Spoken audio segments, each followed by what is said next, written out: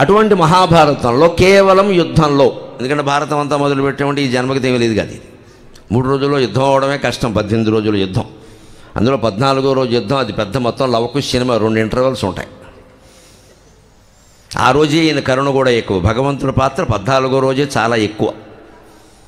అటువంటి దాంట్లో భగవంతుడు నేరుగా కల్పించుకున్న సందర్భాలు మాత్రమే చూస్తాం మనం. మొత్తం భారత కథ అంతా వస్తుందని మీరు ఊహించకండి. చెప్పడం నాకు సహజంగా, వినడం మీకు వీలు కాదు, అయ్యేది కాదు. నేరుగా భగవంతుడు ఎక్కడెక్కడ కల్పించుకున్నాడు. యుద్ధం వచ్చాక, అది కూడా భారత యుద్ధం ఎప్పుడు మొదలైంది అనేక రకాల లెక్కలు ఉన్నాయి మనకి. మార్గశిర శుద్ధ ఏకాదశి నాడు మొదలైంది అని కొందరు తేల్చారు. అందుకే ఆ రోజు మనం గీతా జయంతి కింద జరుపుకుంటాం. గీత చెప్పింది మొదటి యుద్ధం మొదటి రోజే కదా మరి, అందుకని ఆ రోజు మొదలైంది.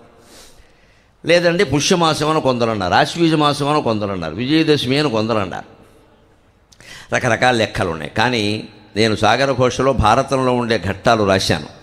సాగర ఘోష కావ్యం ప్రపంచ చరిత్ర అంతటినీ వర్ణించే కావ్యం. యావత్ ప్రపంచ చరిత్రలో ఉండే పౌరాణిక, చారిత్రక, మత, తాత్విక, వైజ్ఞానిక, సాంఘిక, సాహిత్య, సాంస్కృతిక అంశాలన్నీ శంకరాచార్య అద్వైతం నేపథ్యంలో వర్ణించేటువంటి కావ్యం అది. 1116 పద్యాలు.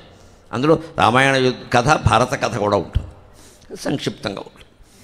అందులో నేను ఖచ్చితంగా చెప్పాను, నేను లెక్క చెబుతాను యుద్ధం ఎప్పుడు మొదలైందో. అది మార్గశిర శుద్ధ ఏకాదశి, పుష్యం, మాఘమండం మన లెక్కలు. అప్పుడు మొదలవలేదు యుద్ధం. ఏనాడా కురు రూప రాక్షసులు ఆ ఇల్లాలినట్లీడ్చిరో, ఏనాడా కురు రూప రాక్షసులు ఆ ఇల్లాలినట్లీడ్చిరో, ఆనాడే యమలోకవాసమునక ఆహ్వానంబులన్ పొందిరి. అప్పుడు మొదలైందయ్యా, లెక్క తేల్చుకోండి అని చెప్పాను. భారత యుద్ధం సభాపర్వంలో మొదలైంది. ఇంటి గుట్టు కాపాడుకుంటూ ప్రశాంతంగా కాపరం చేస్తున్న ఒక ఇల్లాలని సభలోకి ఈడ్చినప్పుడు మొదలైంది కథ. అప్పుడు భీముడు మనస్సులో, అర్జునుడి మనస్సులో యుద్ధం ఖాయం అని నిర్ణయానికి వచ్చారు వాళ్ళు. ఇంకా ధర్మరాజు గారు అప్పటికి రాలా. ఇంకా ఆయన జుట్టు పీకితే కానీ ఆయనకు అర్థం కాదు. బట్ వాళ్ళు నిర్ణయానికి వచ్చేసారు. వీళ్ళు మిగిలిన వాళ్ళు ఎలా ఉన్నా మన ఇద్దరం కలిసి వెళ్ళివాడిని కొట్టేవలసింది. అబ్బాయి ఇంకా అనుమానం లేదు. ఎప్పుడు వస్తుంది అనేదాన్ని వినేదానికి ఎప్పుడు వచ్చింది? ద్రౌపదీ వస్త్రాపహరణం జరిగే 14 ఏళ్లకు వచ్చింది. 12 ఏళ్ళు అరణ్యవాసం అయింది, 1 ఏడాది అజ్ఞాతవాసం అయింది. రాయబారాలు అటు ఇటు మొత్తం భారతదేశం, అమెరికా రాయబారులు అందరూ తిరగడానికి 1 ఏడాది పట్టి ఇది అయ్యాక యుద్ధం వచ్చింది. 14 ఏళ్ళు అంటే పాండవులు తాము ఎదుర్కొన్న అవమానానికి జవాబు చెప్పడానికి 14 ఏళ్ళు పట్టిందండి. మనం 14 నిమిషాలు ఆకపోతే ఎలాగా? వెంటనే వెళ్ళి కొట్టేద్దామంటే మనమే జైలుకి వెళ్ళిపోతాం. ఇక్కడ జరగదు, అది ఆగాలి. ఆగి ఎప్పుడు జవాబు చెప్పాలో అప్పుడే చెప్పాలి. అందుకని ఏనాడా కురు రూప రాక్షసులు ఆ ఇల్లాలినట్లీడ్చిరో, ఆనాడే యమలోకవాసమునగాహ్వానంబులన్ పొందిరి. ఆ వైనంబుల్ సరియి నృపాధములకై ప్రాణంబులన్ వీడగా, సేనావాహినులేమి పాపమునరించెన్ మానవత్వం మీద. నా కోణం నాది సామాజికమైన కోణం. ఏ పురాణం చెప్పినా, ఏ ఉపనిషత్తు చెప్పినా నేను సోషల్, సామాజిక వ్యాఖ్య చేయకుండా నేను సమాజానికి ఉపయోగపడినప్పుడు వేదం అయితే నాకే, శాస్త్రం అయితే నాకే, ఎక్కాల పుస్తకం అయితే నాకే. నేను భారత యుద్ధం విషయంలో నా అభిప్రాయం ఏంటంటే, అది వదిలేయండి, అదంతా వాళ్ళ ఇంటి తగదా, వాళ్ళు చూసుకోవాలి కదా, వీధిలోకి ఎందుకు రావాలి? నరరూప రాక్షసులు కాదు, కురురూప రాక్షసులు, దుర్యోధనుడు, దుశ్శాసనుడు, వీళ్ళు. వాళ్ళకి తోడుగా ఉండే శకుని, కర్ణుడు మొదలైన వాళ్ళు. ఆ ఇల్లాలను ఎప్పుడు ఈడ్చుకొచ్చారో ఆ రోజే యమధర్మరాజు వాళ్ళకి ఇన్విటేషన్ పంపాడు. Your kindly invited to their, దాంట్లో వచ్చేయి, అయిపోయింది. రోజులు లెక్కెట్టుకోండి. ఆ రోజే మొదలైంది యుద్ధం. అది వదిలిపెట్టండి. ఆ వైనంబులు సరి నృపాధములకై ప్రాణంబులను వీడగా, సేనావాహినులేవి పాపమరించను మానవత్వం మీద అని నేను కావ్యంలో ప్రశ్నించావు కవిగా. సామాన్య మానవులు 21 లక్షల మంది చనిపోయారే. ప్రారంభంలో పాల్గొన్న వాళ్ళు 21 లక్షల మంది మానవులు. ఇంకా ఏనుగులు, గుర్రాలు అవన్నీ పక్కనట్టండి. మళ్ళీ ఇందులో 10 మంది చనిపోగానే 10 మందిని తెచ్చిపెట్టారు. అందుకే వ్యాసభారతంలో మీకు మొట్టమొదటి సైన్యం లెక్కలు వేరు. యుద్ధం అయిపోయిన తర్వాత ఎంతమంది చనిపోయారంటే 1 కోటి మంది వెళ్తారు. 1 కోటి మంది ఎలా పోయారు? ఇప్పుడు ఈ రోజు 1,00,000 మంది పోతే 1,00,000 మందిని తెచ్చిపెట్టారు అక్కడ. మరి వాళ్ళు పోలేదా? అంచేత 1 కోటి మంది పోవడం అనేది కూడా లెక్కే. ఇది 21 లక్షలే కదండి, 1 కోటి మంది ఎలా పోతారు అనొద్దు. వీళ్ళు పోతే వాళ్ళని తెచ్చిపెడతారు. సారథి పోయాడు, సారథిని తెచ్చిపెట్టుకోరా, ఆపేస్తారా? ఒకే ఒక్క రోజున దుర్యోధనుల సాధువులు 6 చచ్చారు పాండవుల చేతులు. 6 సారథులు ఒకే రోజు పోయారు. తెచ్చిపెట్టుకోరేటి? దుర్యోధనుల సారథ్యం చేస్తాడా? అంచేతని పోయిన వాళ్ళు మళ్ళీ వాళ్ళని రీప్లేస్మెంట్ అంటారు కదా, వాళ్ళ చోట్లలో పెట్టిన వాళ్ళు లెక్కెట్టుకుంటే 21కి 5 రెట్లు వేసుకోండి, 18 రోజులు 1 కోటి మంది పోయారు, అనుమానం వెళ్ళా. ఆనాడు ఉన్న జనాభా ఎంత? స్వాతంత్రకాలం నాడే 30 కోట్లు కదా మన దేశ జనాభా. మరి అప్పుడు ఎంత ఉంది? ఎంతమంది ఎలా పోయారు? మరి వీళ్ళేం పాపం చేశారు అని అడిగాను నేను. కవి అంటే అంతే. కవి అంటే మహాకవి శ్రీశ్రీ చెబుతాడు, కష్టజీవికి ఇరువైపులా ఉండేవాడు కవి అంటాడు. కష్టజీవి, ఆ మాట రాయండి. ఈ చివర కా ఉంటుంది, ఆ చివరి వీవి ఉంటుంది. కవి అంటే అంతే. కష్టాన్ని వర్ణించేవాడే కవి. సుఖంగా ఉన్నవాడిని మేము ఎందుకంటే వర్ణించడం? వాడు సుఖంగా ఉన్నాడు, వాళ్ళే అందరూ సుఖంగా ఉండట్లేదు, మా బాధ అది. అంచేత కష్టజీవి అంటే సైనికులు, సామాన్యుడు. వాడెవడో ద్రౌపది చుట్టూ లాగలేదు. వీడికి పాండవుల కోసమో కౌరవుల కోసమో ప్రాణత్యాగం చేయాల్సిన అవసరం లేదు. ఇంత గొప్ప పాత్ర నిర్వహించిన కృష్ణ పరమాత్మను కూడా నేను ఒకటే ప్రశ్న వేశాను సాగర ఘోష కావ్యంలో. నువ్వు ఒకవైపు ఉంటావా, నారాయణ గోపాలులోని 10,000 మందిని అటు పంపిస్తావా? వాళ్ళంతా నీ వాళ్ళేనా? వాళ్ళతో మళ్ళీ ఈ కృష్ణ అర్జునులే యుద్ధం చేశారా? ఇదేమి న్యాయం? తనకు ధర్మము వేరు గోపకులకు ధర్మము వేరవుని, తనకు ధర్మము వేరు గోపకులకు ధర్మము వేరవుని, పొంతనలేదా 10,000 సైనికులను అన్యాయంబుగా కౌరవేంధన సంచాలిత మారణాగ్నులయుడిన్ ధనం విడిన్. అన్యాయంబుగా 10,000 సైనికులను అన్యాయంబుగా కౌరవేంధన సంచాలిత మారణాగ్నులయుడిన్ దానం విడన్. దిక్కుమాలిన యుద్ధంబులు అమాయక ప్రజకు కల్పించన్ వృధా మృత్యువులు. మీరు కొట్టుకుంటే కొట్టుకుండాయా, సామాన్య ప్రజలు ఏం నేరం చేశారు అంటే కృష్ణుడు లాంటి వాటికి కూడా ఆ రోజు ఉండే రాజుల ఆచారాన్ని పాటించక తప్పలేదు. ఆ రోజు ఉండే క్షత్రియుల ఆచారం ఏమిటంటే ధర్మాధర్మాలతో నిమిత్తం లేకుండా ఎదురు రాజు సైన్యం అడిగితే పంపించాల్సిందే, ఇంకో మాట లేదు. ఆ రోజు కూడా అన్యాయం ఉంది. వాళ్ళు కొన్ని పద్ధతులు ఉన్నాయి. యుద్ధానికి రమ్మన్నా జూదానికి రమ్మన్నా కాదని అనకూడదు. క్షత్రియుల్లో మాత్రమే ఉంది. ఇప్పుడు క్షత్రియులు కాదు, అప్పుడు. అది పౌరుషానికి సంబంధించిన విషయం. అందుకే ధర్మరాజు వెళ్ళాడు అని కూడా అంటారే, ఒరే పిలిస్తే రావట్లేదు, నువ్వేం రాజు అయ్యా అంటారు. అక్కడ న్యాయం ఉన్నా లేకపోయినా వెళ్ళాలంతే, ఒక సంప్రదాయం అది. ఆ సంప్రదాయాన్ని పాటించి పైగా దుర్యోధనుడు కూడా అప్పటికే వచ్చాడు. ఎందుకంటే అర్జునుడి కంటే ముందు వచ్చాడు. ఈయన కావాలనే తలకాయ ఇటు పెట్టుకుని ముసుగు కూడా వేసుకున్నాడు, కళ్ళకి గంతలు కూడా పెట్టేసుకున్నాడు. విమానాల్లో పెట్టినప్పుడు ఐ మాస్క్ పెట్టుకున్నాడు, కనపడకుండా. ఈయన కనపడద్దు. లేచాకేమన్నాడు దుర్యోధనుడు, బావా అనగానే నువ్వు ఎప్పుడు వచ్చావండి? అతనికంటే ముందే వచ్చాడు. ముందుగా వచ్చి తీవు ముందుగా అర్జును నేను చూచితిని 16,000 కాపురాలు చేశాడు. లౌక్యం ఒకటి చెప్పాలా? ఓ డైలాగ్ వేసాడు అక్కడ. నువ్వు ముందు వచ్చావా, కానీ నేను ముందు అర్జునుడు చూశానయ్యా అంటే ఏమన్నారు ఇప్పుడు దుర్యోధనుడు? అది కృష్ణుడు లౌక్యం. ఆ లౌక్యం బలరాముడికి ఉండదు, ధర్మరాజుకు ఉండదు, ఎవడికే ఉండదు. ఆయన తప్పించుకున్నాడు. నాకు తెలియదయ్యా, మరి నా దృష్టిలో పడాలి కదా ముందు వస్తే. ఎందుకంటే వెధవా, నీకు భగవంతుడు అక్కర్లేదురా, నీ తల దగ్గర కూర్చుంటావు వెళ్ళి. వాడు పాదాల దగ్గర కూర్చున్నాడు, నా పాదాల దగ్గర కూర్చుని బాధపడేవాడికి నేను సాయం చేస్తాను, కానీ పొగరుగా నా తల దగ్గర కూర్చున్న వాడికి నేను ఎందుకు సాయం చేస్తాను రా?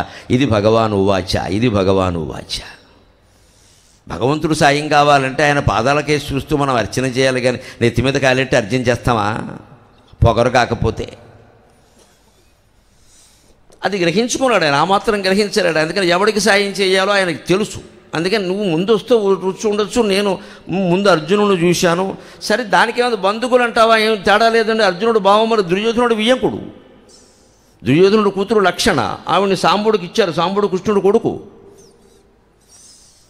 అంతే వియ్యంకుడు. బావమరిది అంతా వియ్యంకుడు, అంతే కదా. అంటే బంధుకులున్న యంశమది పాయకరించి సహాయం ఇరువురుంజంతుట పాడి మీకు నై చేసేత సైన్య విభాగము అందు మీకున్ తగుదానిగై కొనుడు అనగానే దుర్యోధనుడు సంబరపడుతున్నాడు.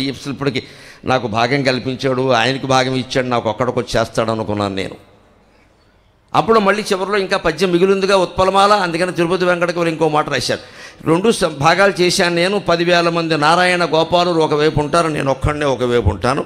మీకున్ తగుదానిగై కొనుడు. కానీ ఒక్క విశేషము బావా అన్నాడు. ఏమా విశేషము బావా అంటే కొంప మురిగింది. కోరుట బాలుని గొప్పు ముందుగా అన్నాడు. అర్జునుడు కోరుకోవాలి ముందు అన్నాడు. ఎందుకంటే పొరపాటు దుర్యోధనుడు నువ్వు వీటి రావాలంటాడేమో, చచ్చిపోతాడు ఈయన ఇరుక్కుపోయి. వాడికి ఇష్టం లేదు, ఆయనకి ఇష్టం లేదు ఈయనకి. ఆ ఇష్టం లేని వ్యవహారాల నుంచి మనం ఎలా బయటపడాలి అంటే మనకి ఏది ఇష్టమో ఆ పని చేసేలా అవకాశం వాడికి ఇవ్వాలి. దానికి వ్యాఖ్యానించాడు. బాలుడు అంటే అవి ఉంటాయి. అప్పటికి అర్జునుడికి పెళ్ళి 16 మంది పుట్టారు ఇక్కడికి. ఒక పెళ్ళి కాదు 3 పెళ్ళిళ్ళు అయ్యాయి. కానీ నీవో స్వతంత్రుడవు, అతడు అస్వతంత్రుడు అన్నాడు. రాజు అయ్యా నువ్వు, నీ నిర్ణయాన్ని ఎవరు కాదన్నారు అక్కడ. కానీ అర్జునుడు ఏమన్నా తేడాగా కొడితే ధర్మరాజు అక్షింతలు వేస్తాడు, భీముడు అక్షింతలు వేస్తాడు. కావాలని నిన్ను పంపిస్తే ఇలా చేస్తావా అంటారు. అంటే అస్వతంత్రుడైన వ్యక్తికి ముందు మనం ప్రాధాన్యం ఇవ్వాలి కదా. స్వతంత్రుడైన వ్యక్తికి నువ్వు ఎలా ఉంటావంటే ఏం మాట్లాడలేకపోయాడు. దుర్యోధనుడు నోరు మోయించడం ధృతరాష్ట్రుడికి, గాంధారుడికి, విదురుడికి, సంజయుడికి సాధ్యం గల ఒక శ్రీకృష్ణుడికి సాధ్యమైంది. అది భగవల్లీల అంటే. దుర్మార్గుణ్ణి మనం మార్చొద్దండి, వాడి నుంచి ఎలా తప్పించుకోవాలో చూడాలంతే. దుష్టులకు దూరముగా ఉండము అన్నారు. అందుకని దుష్టులను మార్చుము అనలేదు, మన పని కాదు అది. వాడిని మార్చడం మనకేం పని. దూరంగా ఉండాలి మనం. వాక్కొని ఎంతకాలం వాక్కుంటాడో వాక్కొని వాడు మాటల వల్ల వాడే పలచన అవుతాడు. మనం ఎందుకు వాడి నోట్లో నోరెట్టాలి, మనకేం పని. దూరంగా ఉండమే.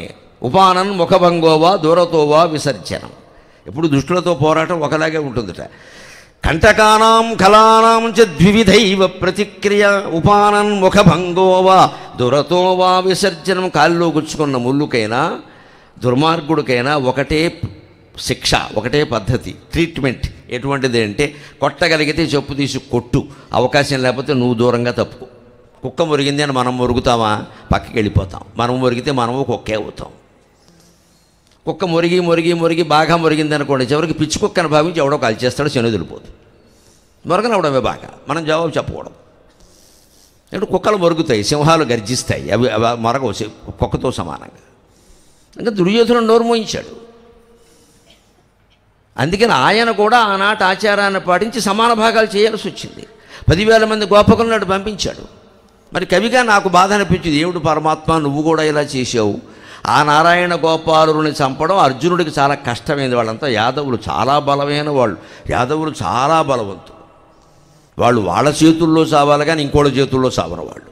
అది కృష్ణుడే అన్నాడు ఆ మాట.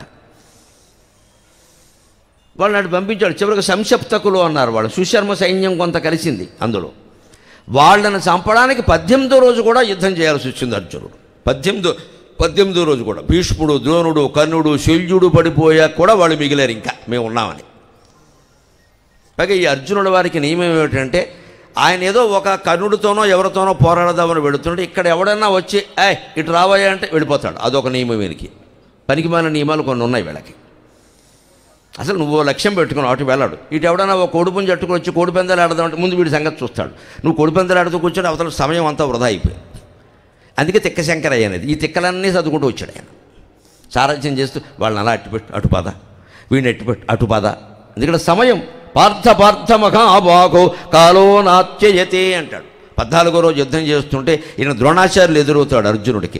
గురువు అనే గౌరవం ఒకటి, గురువుతో యుద్ధం చేసి గెలవాలనే సరదా ఒకటి. యుద్ధం చేస్తే 1:30 పోయింది, ఇదేమన్నా సినిమాయా అంటాడు ఆయన. ఏంటి గురువుతో యుద్ధం చేస్తావు పని, ఆయన అవుతుందా? ఆయన చేస్తాడు నీ చేతుల్లో. ఎందుకంటే ఆయన చావు దుష్టోద్యముడి చేతుల్లో ఉంది. అదంతా కృష్ణుడికి తెలుసు, అర్జునుడికి తెలియకపోవచ్చు. ఎందుకు ద్రోణాచార్యులతో పెట్టుకుంటావు, నువ్వు గెలవగలవా అని ఏమంటాడు. అర్జున సమయం అయిపోతుంది. అప్పట్లో ఉన్న గడియార మీద చూపించేది సమయం అయిపోతుంది. 4 అయింది, 5:30లోగా సైంధవుని చంపుతాను, నువ్వే నీ ఇష్టం వచ్చిన పద్యాలు పాడేవి. ఇక్కడ 6:30 శృతేసి ఎవడు చంపుతాడు? నువ్వు ఇక్కడ ఈ ద్రోణాచార్యులతో ఏమో తాంబూలం, సంభావన, సత్యనారాయణ వ్రతం కథ వింటూ కూర్చుంటావు. ఇక్కడ ఈయన వదిలేయి అంటే ఈయన సలహా విని అర్జునుడు తెలివిగా గురువుకు నమస్కారం చేసి, గురుర్భవాన్ నమే శత్రువు, అయ్యా మీరు గురువులు, నేను మీకు శత్రువును కాదు, మీ చేతిలో ఓడిపోయినా మంచిది, అసలు మిమ్మల్ని గెలవడం 3 లోకాల్లో ఎవరికైనా సాధ్యం అవుతుందా అన్నాడు. గురవహ ప్రత్యక్ష స్తుత్యాహ అంటారు. గురువుని ప్రత్యక్షంగానే పొగడొచ్చు. ఆయన చాలా ఆనందిస్తాడు. అందుకని వెంటనే Arjuna gateway of India phone చెప్పాడు అంతేవాడు. ఇది వాడిని పడగొట్టే విధానం. అంతేగాని ద్రోణాచార్యులతో యుద్ధం చేస్తే 3 రోజులు పడుతుంది, సైంధవుడు చేస్తాడా? ఒక లక్ష్యాన్ని సాధించాలి అనుకున్నప్పుడు ఒక ప్రణాళిక వేసుకోవాలి. ఆ ప్రణాళిక ప్రకారం వెళ్ళాలి. కానీ 6 వరకు లక్ష్యం పెట్టుకుంటే నువ్వు 5 వరకు ఇక్కడ పేకాడుతూ కూర్చుంటే అది ఎలాగా? ఇదంతా మీకు భారత యుద్ధంలో ఉంటుందండి. మన జీవితంలో ఏ పనికి ఎలా పెళ్ళికి కూడా, ఇంట్లో శుభకార్యానికి కూడా ఎలాంటి ప్రణాళిక వేసుకోవాలి. ఒక నెలల్లో అమ్మాయి పెళ్లి ముహూర్తం పెట్టుకున్నాం. ఎంత ఈవెంట్ మేనేజ్మెంట్ ఎవరిని పెట్టినా మన పని చాలా ఉంటుంది కదా. దానికి ఓ నెలల నుంచి ప్రణాళిక వేసుకుని ఈరోజు ఈ పని చేయాలి, ఈరోజు ఈ పని చేయాలని భార్యాభర్త కూర్చుని కాగితం మీద రాసుకుని ఇంచుమించుగా దాని ప్రకారం చేసుకుంటూ పెడితే కొన్ని పనులు ఆగినా కొన్ని పనులు నడుస్తాయి. ఏ రోజుకి ఆ రోజు ప్రశాంతంగా కూడా అమ్మయ్య బాజా భజంతుల వాళ్ళకి చెప్పేశాం, పురోహితుల వారికి చెప్పేశాం, డెకరేషన్ వాళ్ళకి చెప్పేశాం, అప్పులు ఉన్న వాళ్ళని ఇప్పుడే అడగద్దని చెప్పేశాం, అయిపోయింది. కొన్ని ఉంటాయి కదా, లేదా అప్పుడు వాడు వచ్చి కూర్చుంటే అలాగా పెళ్లి పందిట్లోకి అప్పులు వాడు వస్తే అల్లుడికి అనుమానం వస్తుంది, ఇంక ఈయన అప్పుల్లో ఉన్నాడో నాకేమిస్తాడు, బాబు నువ్వు ఇప్పుడు రాకు 16 రోజులు పండగ అయ్యాక రా అని చెప్పాలి. అప్పుడు వచ్చాక ఏమనాలి, చెప్పకర్ర మిగిలే ఇంకేమి ఇవ్వమంటామని చెప్పాలి. ఈ లౌక్యం అంతా ఉంటే కానీ నడవదు ఇది. అందుకని ఆయన విభాగం చేసి పంపిస్తే చివరికి ఆ నారాయణ గోపాలుని చంపడమే కష్టమైంది అర్జునుడికి, మిగిలిన వాళ్ళందరినీ వేసేసాడు. అంటే ఇప్పుడు ఈ కష్టం ఎవరి వల్ల వచ్చింది? కృష్ణుడి వల్ల వచ్చింది. అందుకని విభాగం చేసేటప్పుడు అర్జునుడు